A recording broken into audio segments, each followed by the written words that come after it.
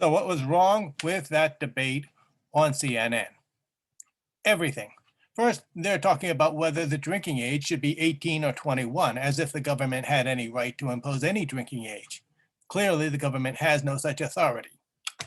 Then they're looking at statistics as an excuse to violate an innocent person's unalienable right to drink the beverage of his or her choice. This is an unalienable right, and the drinking age is an unforgivable, malicious attack on that right. Then they're talking about drunk driving. Well, hey, how about crack down on drunk driving across all ages? If you eliminate drunk driving, there would be no teenagers killed in drunk driving crashes. But they don't like that idea because some of them would have to give up driving drunk, and some members of so-called Mothers Against Drunk Driving would have to accept individually responsibility for their own past drunk driving crimes that are coming back to haunt them. Then the enemy of liberty, Glenn Birch, the head of so-called Mothers Against Drunk Driving, says, quote, "The 21 law is a vital tool in our success," unquote.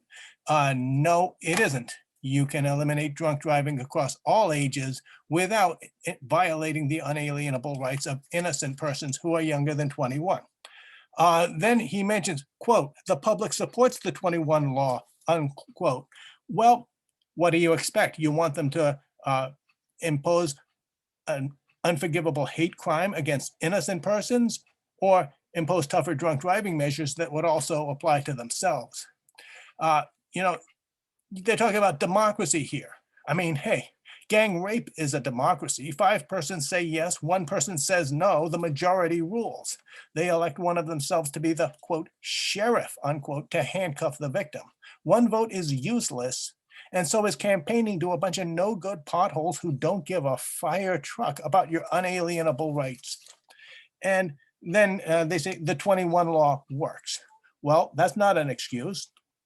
I mean, you want to cut down on other crimes. What about imposing a curfew, sunset to sunrise? Anybody who's Black isn't allowed outside because, they're overrepresented among certain violent crimes. And this would also protect the innocent ones from being attacked in Black on Black violence. Using their crazy line of reasoning, maybe I shouldn't be giving them ideas, but this is how bad their reasoning is, that these statistics are somehow an excuse for an unforgivable, malicious attack on the fundamental rights and basic human dignity of Mr. and Mrs. 20 enjoying a bottle of wine on their honeymoon.